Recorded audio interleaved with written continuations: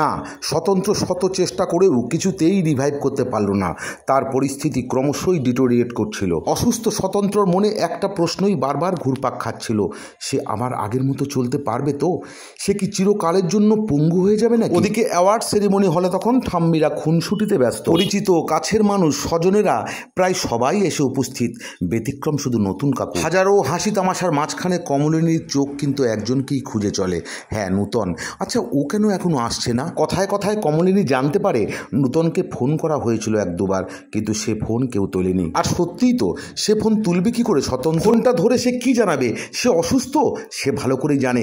এ খবর পাওয়া মাত্রই কমলিনী সমস্ত প্রোগ্রাম ক্যান্সেল করে দিয়ে ছুটে আসবে তারই কাছে। না না, এমনটা সে কিছুতেই চায় না। সে চায় না তার কারণে কমলিনীর জীবনে এই সুখের মুহূর্তটা কোনোভাবে মিস হয়ে যায়। দু চোখ ক্রমশই ঝাপসা হয়ে আসে নূতনের। হায় রে নিয়তি, তার এখন থাকার কথা ছিল কমলিনীর পাশে তার অ্যাওয়ার্ড সেরিমনি হলে, পরিবর্তে সে হুইল চেয়ারে বসে চলেছে হসপিটালে। জীবন মৃত্যুর এই সন্ধিক্ষণে দাঁড়িয়ে নূতনের বুক ফেটে যেন কান্না বেরিয়ে আসতে চায়। তাই তো প্রায় অস্ফুট কণ্ঠে নিজ মনেই নূতন বলে ওঠে, এই পৃথিবীতে সে যদি প্রাণাধিক কাউকে ভালোবেসে থাকে তাহলে সে হলো একমাত্র কমলিনী। তার নিজের জীবনে নতুন করে চাওয়ার কিছু নেই।